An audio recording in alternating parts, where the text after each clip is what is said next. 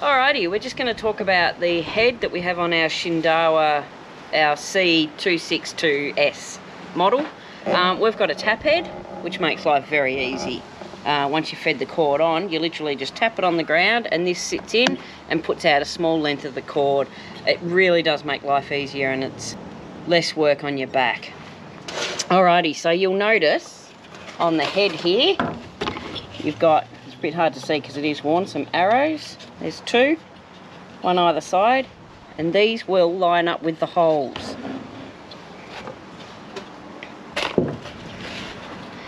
So these holes is where your cord goes through. So when you've got these lined up perfectly, you can see through, you can see light on the other side of the tunnel. If they're not, it's dark. Right, so I'm using some cord that I've previously had in there. So you'll just get your cord. We use quite a thick cord because we use it on a commercial basis, and you literally just stick it through, and sometimes you've got to jam it in a little bit and it'll come through the other side. Then you pull it through till your cord is even at the end, so it's pulled tight. So it's pulled tight through the head. Normally you'd have a longer bit, but this is just a, you know, show and tell. You have it pulled tight so it's even at the ends. By doing that, you're not wasting cord. It'll roll on evenly and it's nice and easy.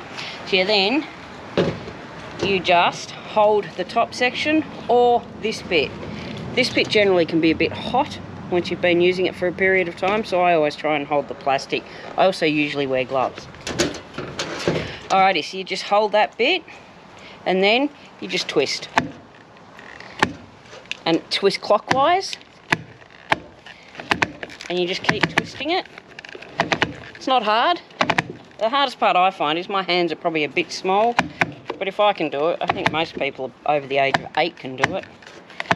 You just twist it on. Doesn't matter if you go a little bit too short, you're better to go too short than too long, because then once you start it, you tap it and it knocks it out.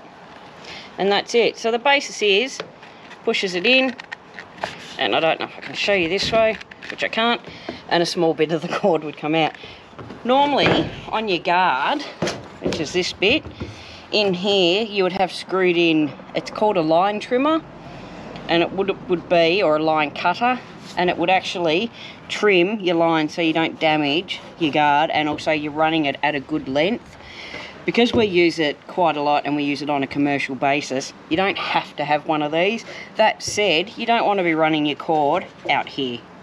Even though you can, you will generally find that you're putting too much pressure on your motor and you'll end up wearing your motor out a lot earlier than what you need to. If you use this at a good length with your guard and the motor running at high revs, they'll go forever. They're a fantastic little machinery in my opinion.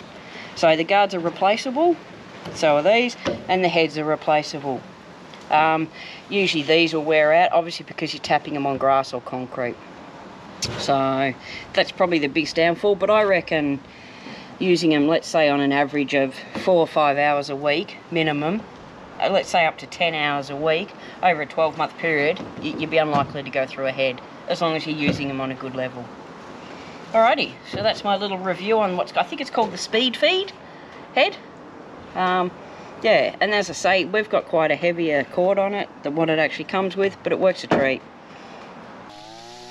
Thanks for watching and please subscribe.